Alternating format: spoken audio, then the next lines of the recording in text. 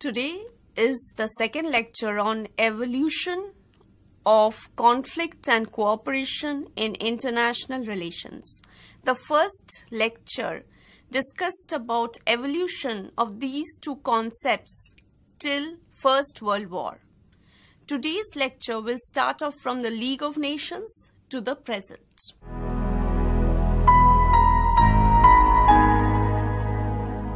It was thought that the League of Nations will be an international platform for cooperation among the states so that the world will not face another world war. The First World War happened from 1914 to 1918.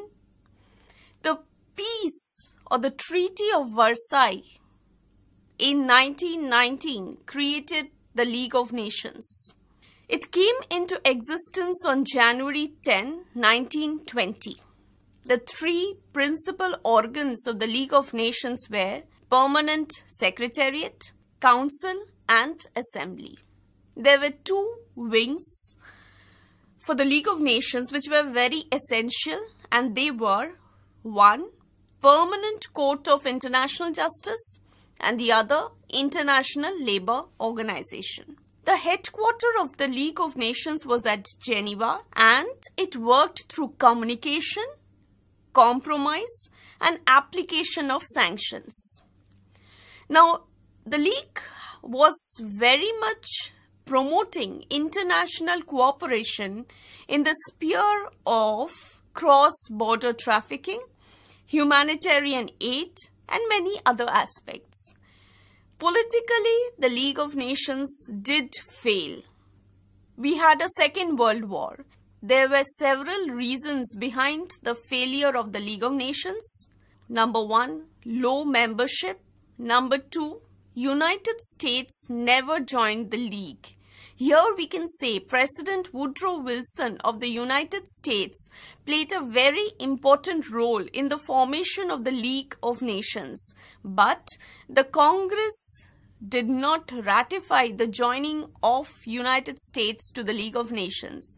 So one very important power was not part of League of Nations. Another reason for the failure was continuous dominance of Britain and France. There was this rising dictatorship which was happening and which led to the failure of the League of Nations. Benito Mussolini stated that the League is very well when sparrows shout, but no good at all when eagles fall out. Though the League failed politically, there were several social aspects in which the League was successful, and from the base of these successes, United Nations have taken up many points. For example, the League of Nations campaigned against leprosy, child slave labor, drug addiction, drug trafficking. So the social awareness which was done by the League through an international platform was an example of cooperation among states, which were later taken up by the United Nations.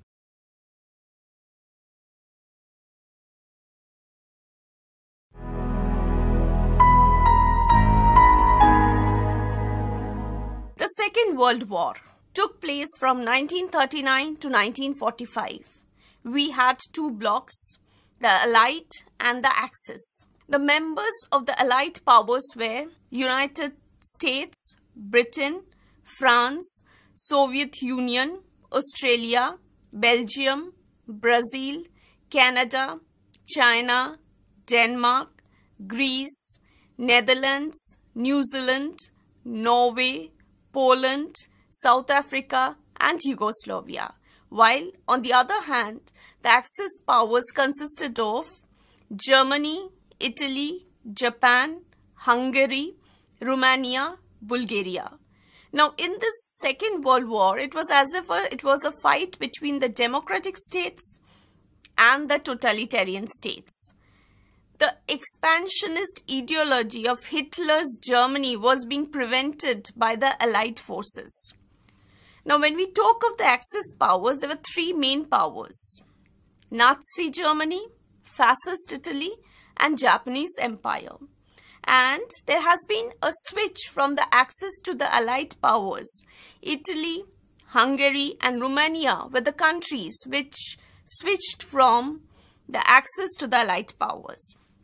Now, during World War II, it was found that the Allied powers cooperated among themselves regarding the manufacture of new and existing technologies so that they can support military operations and intelligence gathering. And it is very important here to mention that without the cooperation among these Allied powers, it was not possible for the Allied powers to win the Second World War. At the end of the Second World War, we find that the world realized that there should be another international organization, a platform where the states could cooperate among themselves and save the world from another world war in the future. So, United Nations was founded on 24th October 1945. Its headquarters is in New York and its regional offices are in Geneva, Vienna, and Nairobi. Now, this international platform is the second multipurpose international organization established in the 20th century. The major role of the United Nations is to establish peace and security, conflict prevention, mediation, peacekeeping operations, peace enforcement, peace building have been the major functions of UN.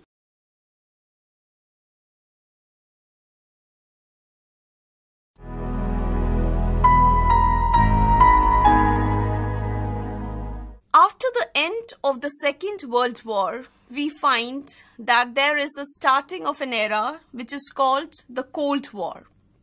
Now, here we want to mention that the two important powers of the Cold War were United States and Soviet Union.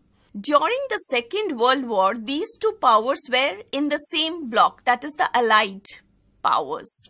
By the end of the war, it was found that it was impossible for them to cooperate on many aspects. Two camps were created, one headed by the United States, the other headed by Soviet Union. The Cold War can be said to be the offshoot of the Second World War. The two superpowers had massive capabilities. One was a socialist, the other was a capitalist. Differences arose, according to some, when in Europe, Soviet Union was not ready to give up those territories which it had liberated from Hitler. Again, many others say that the Bolshevik Revolution of 1917 was an important event, and that was an event which led to the rise of bad relationship between United States and Soviet Union.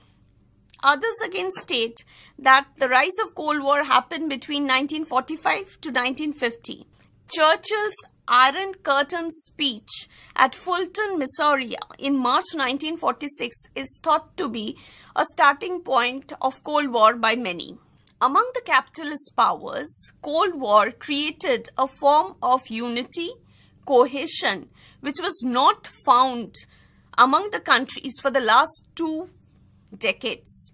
And it was found that America was trying to support Western Europe in all ways so that it could develop itself after the destruction which had happened after the Second World War. Rivalry between the United States and the Soviet Union was there. And there was this fear of nuclear wars also. But restraints were always there between the two superpowers. The first major confrontation between the United States and the Soviet Union took place over Berlin in 1948. Stalin tried to resolve its status by delinking road and rail communications. Stalin ended the blockade in May 1949. Deployment of the US military also took place. NATO, North Atlantic Treaty Organization, is another organization which was created by the United States in order to contain Soviet Union's influence on Europe. NATO was created or signed on April 4, 1949 by 12 founding members. The treaty delivers its authority from Article 51 of the UN Charter. It reaffirms the inherent right of independent states to individual or collective defense. Now, this collective defense concept is also at the heart of the Washington Treaty. It is in Article 5 of the Washington Treaty. It commits members to protect each other and sets a spirit of solidarity within the alliance.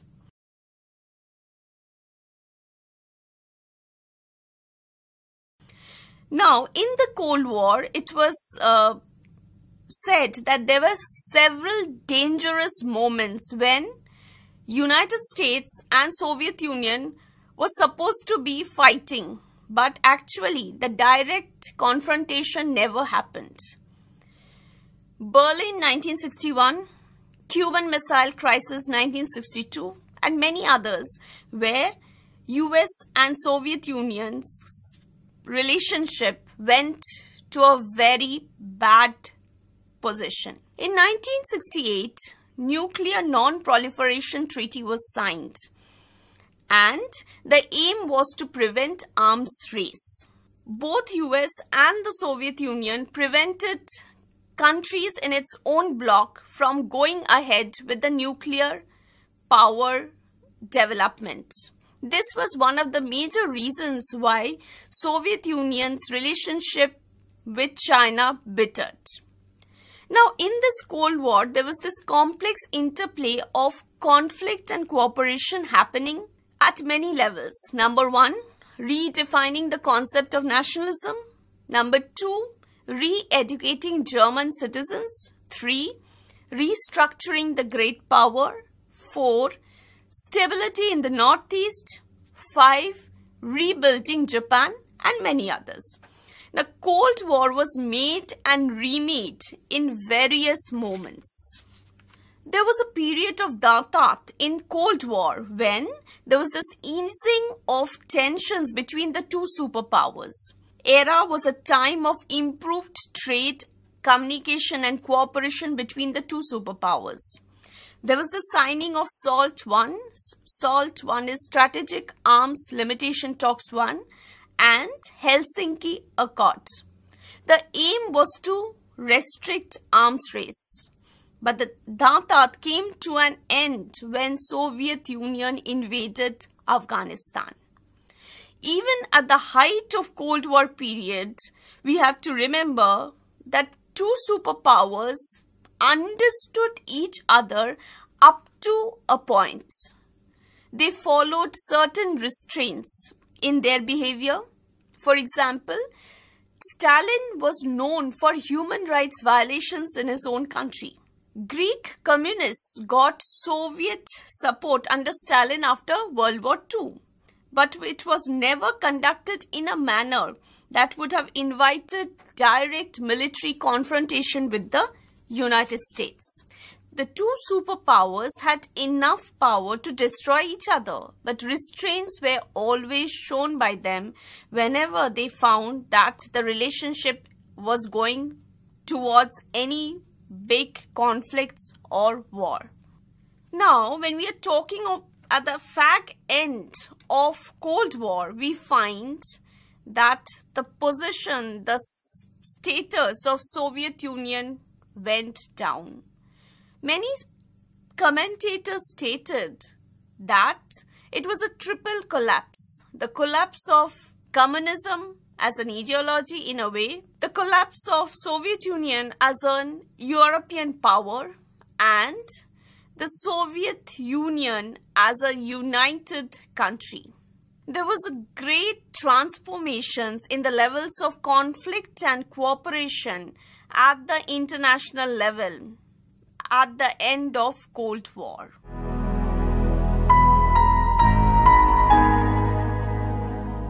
post-Cold War period, it's a time when Soviet Union is disintegrated. Many people stated that Mikhail Gorbachev's glasnost and perestroika were very much responsible for the downfall of Soviet Union. With the end of Cold War, an international system that had political, economic and strategically involved every country suddenly disappeared. There was a political vacuum which was created with the disintegration of Soviet Union. United States became the only superpower. But we have to remember that by that time, Germany, France, Japan, other countries also were trying to become poles in the international arena. Two factors became very important: globalization and fragmentation. With the surge of globalization, national boundaries became less important. This created lots of possibilities and problems. Alarming environmental degradation and massive human migration took place. Transnational criminal activities also increased. The forces of fragmentation were also on the rise. This led to insecurity. When more and more people were not getting their basic needs, it was leading to situations of fragmentation, which again led to fanaticism, isolationism, separatism, and proliferation of civil conflicts.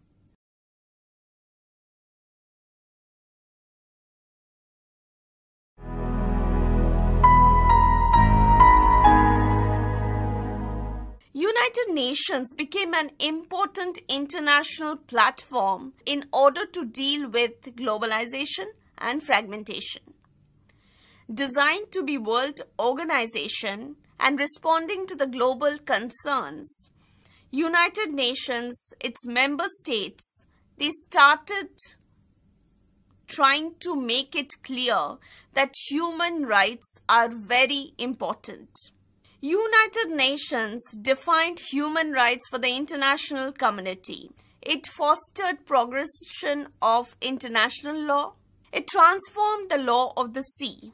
Through a series of global conferences, the international organization was promoting international consensus on disarmament, environment, population, social development, migration, and advancement of women. Confronted with fragmentation, the United Nations always supported decolonization in the post-Second World War period. It has responded to civil wars in Zaire, Cambodia, El Salvador, Angola, the Mozambique. It is today helping the economies in transition to move towards an open, inclusive economic and social system. It is assisting all the states so that they can move towards democratization. United Nations, in order to tackle globalization and fragmentations, are also facing several problems. Its burden is continuously increasing day by day, but its resources are decreasing. United Nations lacks political, military, material and financial resources. In the post-Cold War era, the superpowers have withdrawn from their areas where earlier they made military, economic and ideological commitments. Weaker states fell apart. The patron-client relationship which was existing in the Cold War period was not there in the post-Cold War period. Economic cooperation has been playing a very important role in international relations. In this case, we can talk of European Union, which has been a successful endeavor, and it has acted as a model for many other regional organizations. Tensions and conflicts are continuing in different parts of the world's population. The basic needs are not being fulfilled. The conflicts are leading to displacement and refugee crisis. More than 43 million people worldwide are now forcibly displaced as a result of conflict and persecution happening in different parts of the world. Several million people remain displaced due to natural and man-made disasters. According to the United Nations, more than 15 million people have fled their home countries. Around 27 million have been displaced by conflict within their own homelands. So they are internally displaced people.